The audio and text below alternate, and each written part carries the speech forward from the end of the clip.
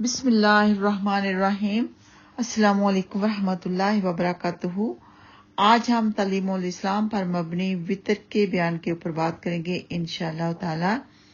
سوال ہے، نماز وطر واجب ہے یا سنت؟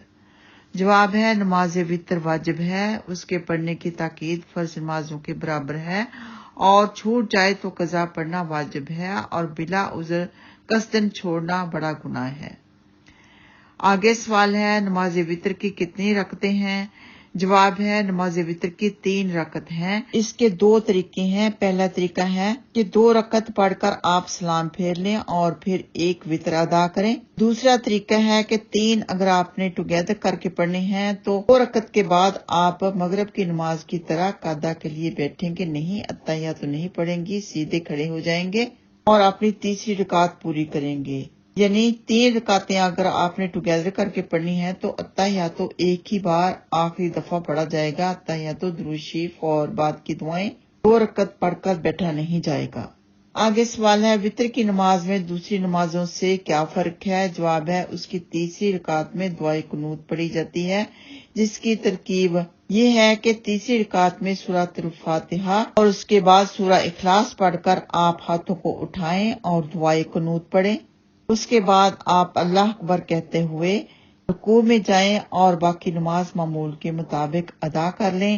آگے سوال ہے، دعائے قنوت زور سے پڑھنی چاہیے یا آہستہ؟ جواب ہے، امام ہو یا منفرد، سب کو دعائے قنوت آہستہ پڑھنی چاہیے۔ آگے سوال ہے، دعائے قنوت یاد نہ ہو تو کیا کرے؟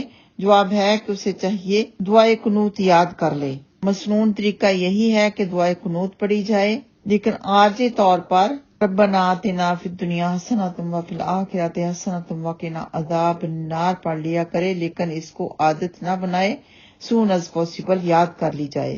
آگے سوال ہے، اگر مقتدی نے پوری دعائے قنوت نہیں پڑھی تھی کہ امام نے رکوع کر دیا تو مقتدی کیا کرے؟ جواب ہے، دعائے قنوت چھوڑ دے اور رکوع میں چلا جائے، اور جب آپ اپنے وطر ادا کر لیں تو سلام پھیر کر آپ بعد میں پڑھیں سبحان الملک القدوس 3 دفعہ، اور اس کے بعد سبوح قدوس رب الملائکۃ والروح یہ پڑھ لیں۔ اس کے بعد انشاءاللہ تعالی ہوگا سنت اور نفل نمازوں کا بیان۔ تب تک کے لیے مجھے یعنی بنت حسن کو اجازت دیجیے۔ آپ اپنی دعاؤں میں ہم سب کو یاد رکھیے۔ جزاکم اللہ خیرا۔ السلام علیکم ورحمۃ اللہ وبرکاتہ۔